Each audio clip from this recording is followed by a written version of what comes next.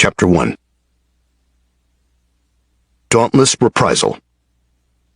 Rob watched and waited as a zombie swiped its hands at his face. Jagged claws raked over unguarded skin, leaving nary a blemish behind. The zombie recoiled as if it'd been struck, thin lines opening on its face that wept a viscous black ooze. 19 damage reflected. Okay. Rob shrugged, punching the creature in its chest.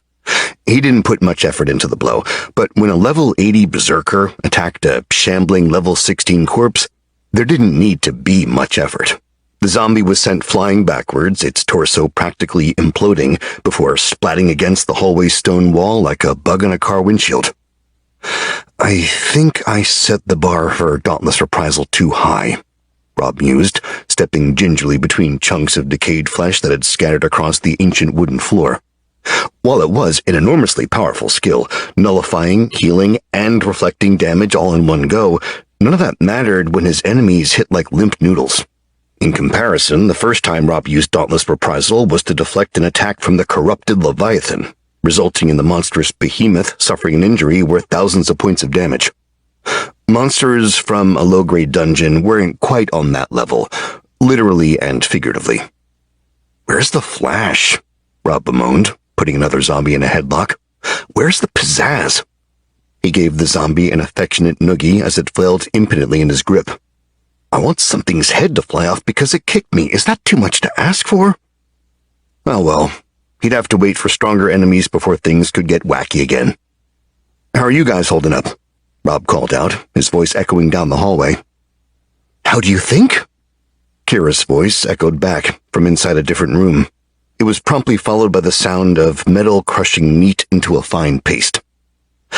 "I know this is meant to be a vacation of sorts, but I'm almost beginning to feel guilty. We'd have more trouble fighting fresh-faced toddlers armed with sticks than all of this. Personally, I think it's wonderful." Volto chimed in. He stepped up next to Rob, barely sparing a glance for the zombie still trapped in the human's clutches, morosely nibbling at an arm. "One can only subject themselves to life-threatening situations so many times before a respite is required. By expunging this dungeon, we're accomplishing 3 tasks in one go, providing a surface to fiend territory, testing our new class skills we gained from felling the Leviathan, and enjoying the simple pleasure of defeating weaker enemies." Kira poked her head out from around the corner, smirking at them. "Don't forget, I used to roam the forests of Ixalan in my leisure time, hunting powerful beasts for the thrill of it. Your idea of fun and my idea of fun may not be the same thing." She looked towards Rob. "Do you feel the same as Volto?" Rob held up his hand, wiggling it in a motion. "Kinda. I'm all for using low-level enemies as walking stress balls, but I haven't been able to try some of my new skills. Can't even activate some of them." Aside from Dauntless Reprisal, Rob had really wanted to test out his newest Berserker class skill, Living Bomb.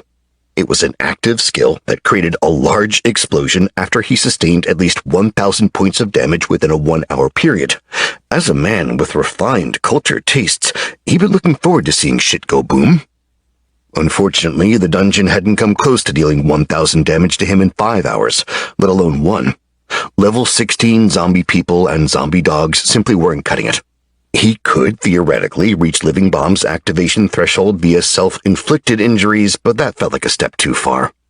While Rob was no stranger to taking injuries in the line of duty, he wasn't about to maim himself just to watch a fireworks show. That would be silly. And more importantly, his friends would look at him as if he was crazy. Again, he wouldn't even be able to blame it on leveling high this time. The thought stirred Rob to open his status screen for the 10th time that day. A contented smile spread across his face as he read, "Leveling high, moderate, contained." Unchanged from before. 4 days later, and Volto's enigmatic Soul Guardian containment ability was still going strong.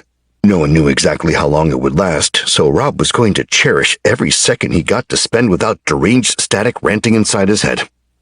"When are you going to let go of that creature?" Kira asked, snapping Rob out of his contemplation. He looked down at the zombie wrapped in his loving embrace. Headlock. Close enough. "Well, we are not naming it, and we are not keeping it." Rob sighed, tossing the